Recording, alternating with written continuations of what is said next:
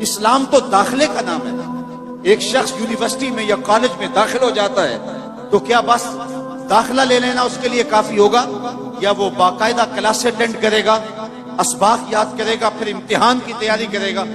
صرف مسلمان ہو گئے اس کے بعد ہم بھول گئے کہ ہمارا اگلا مرحلہ کیا ہے، اسلام کے تقاضے کیا ہیں.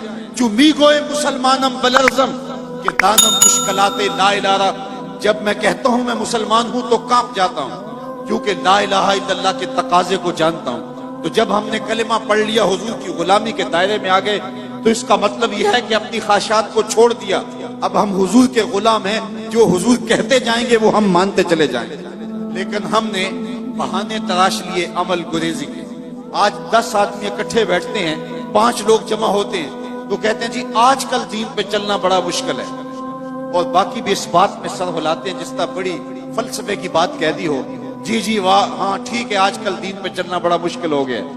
میں اس کے جواب میں کہا کرتا ہوں کہ یہ وہ شخص کہہ رہے دین پہ چلنا مشکل ہے جو مسجد میں آتا ہے تو باہر پہرے دار کھڑا ہے اس کو ضرر نہ پہنچے، اندر موسم کے مطابق گرم اور ٹھنڈا پانی دستیاب.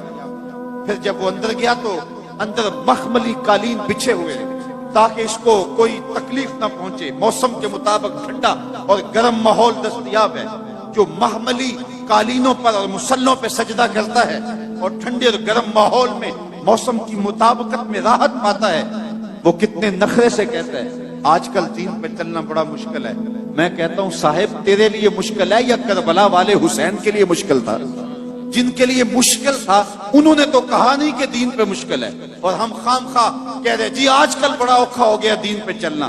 میاں اس نے تو نہیں کہا جس کے پاؤں میں رسی ڈال کر کے مکے کے بازاروں میں گھسیٹا گیا اور لوہے کی کنگھیوں سے بدن چھیدے گئے، تپتی ہوئی ریت پہ لٹایا گیا، کوئلوں کے اوپر رکھا گیا، بدن پہ پیٹھ پہ کوڑے مارے گئے، لیکن بلال کی زبان سے احد احد کے نغمے سے امیہ بلال حبشی کی پیٹھ پہ کوڑے مارتا ہے اور حضرت بلال آگے سے مسکراتے ہیں. کسی نے روک کے کہا بلال عجیب تماشا ہے، تمہارا ظالم آقا تمہیں کوڑے مارتا ہے اور تم آگے سے مسکراتے ہو، بات سمجھ میں نہیں آئی. تو بلال حبشی نے جو جواب دیا ذرا میں آپ کی اس پہ توجہ چاہوں گا. بلال حبشی نے کہا کہ تم بازار میں جاؤ نا مٹی کا پیالہ خریدنے کے لیے تو اس کو بھی ٹھونک ٹھونک کے دیکھتے ہو، اس کی آواز تو ٹھیک ہے کہیں کچا تو نہیں ہے. کہا تم مٹی کا برتن خریدنے جاؤ، مٹی کا پیالہ بھی خریدنے جاؤ تو اس کو بھی ٹھونک بجا کے دیکھتے ہو، یہ کچا تو نہیں ہے، اس کی آواز تو ٹھیک ہے. کہا تم مٹی کا پیالہ خریدو تو اس کو بھی ٹھونک بجا کے دیکھتے ہو، اس کی آواز تو ٹھیک ہے. میرا مالک بلال کو خرید رہا ہے، دیکھ رہا ہے بلال کی آواز تو ٹھیک ہے کہیں کچا تو نہیں ہے. میں کہتا ہوں مالک خرید لے بلال کو، کھال ادڑ بھی جائے گی، حق حق کی آواز ختم نہیں ہو. زخم پہ زخم کھا کے جی خون جگر کے گھونٹ پی، آہ نہ کر لبوں کو سی یہ عشق ہے دل لگی نہیں. جب محبت کا دعویٰ کیا ہے تو محبت یہ نہیں ہے کہ ہم زبان سے کہتے ہیں کہ ہم محب ہیں، بلکہ محبت جو ہے وہ امتحان مانگتی ہے. محبت ہو تو پھر کربلائیں سجتی ہیں، محبت ہو تو پھر پا بجولا کیا جاتا ہے، محبت ہو تو پھر جیل کی سلاخوں کے پیچھے بھی کھڑے ہو کے یا رسول اللہ تیرے چاہنے والوں کی خیر کے نعرے لگائے جاتے ہیں. تو محبت امتحان مانگتی ہے، محبت تقاضا کرتی ہے کہ اب امتحان دو. ہمارے استاد پڑھا کرتے تھے عاشق عاشق ہر کوئی آنکھے پر عاشق بندا مر کے، زہر پیالہ کوئی نہیں پیندا پر عاشق پیندا پر کے. تو جب محبت کا دعویٰ کیا ہے تو اس کے تقاضے نبھانے پڑیں گے. ہمارا دین ہم سے تقاضا کرتا ہے کہ ہم اچھے اعمال کا ذخیرہ جمع کریں. تیسری بات جو ارشاد فرمائی وَتَوَاصَوْا بِالْحَقِّ، حق کی وصیت.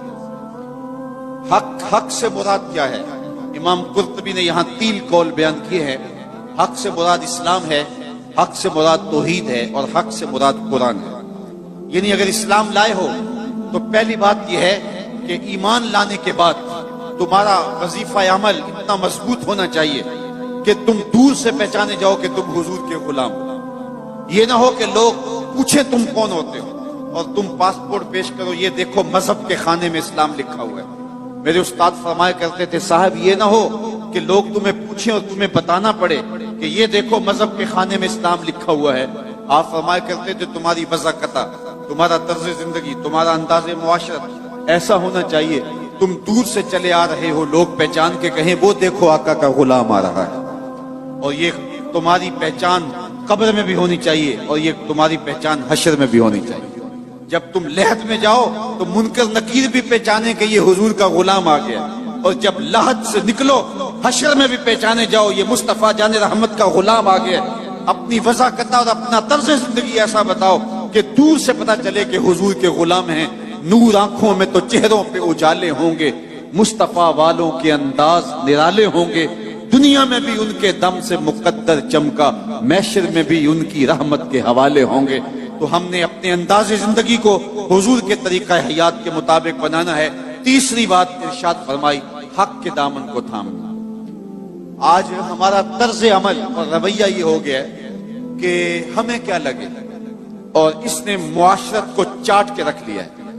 ये तर्ज जिंदगी और ये रवैया, हर बंदा कहता है जी सानू की लगे, हमें क्या लगे, हमें क्यों नहीं लगे।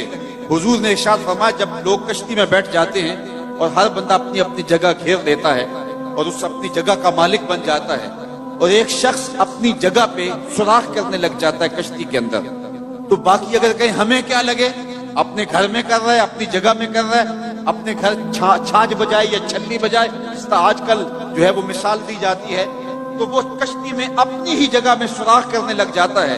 तो सारे अगर ये कहें कि हमें क्या लगे, तो थोड़ी देर के बाद कश्ती में सुराख होगा और अंदर पानी आएगा, ये भी डूबेगा, बाकी भी डूबेंगे। हमदर्दी अपने साथ उसके साथ ये है कि उसका हाथ पकड़ा जाए, उसे रोका जाए ताकि हलाकत से बचाया जाए।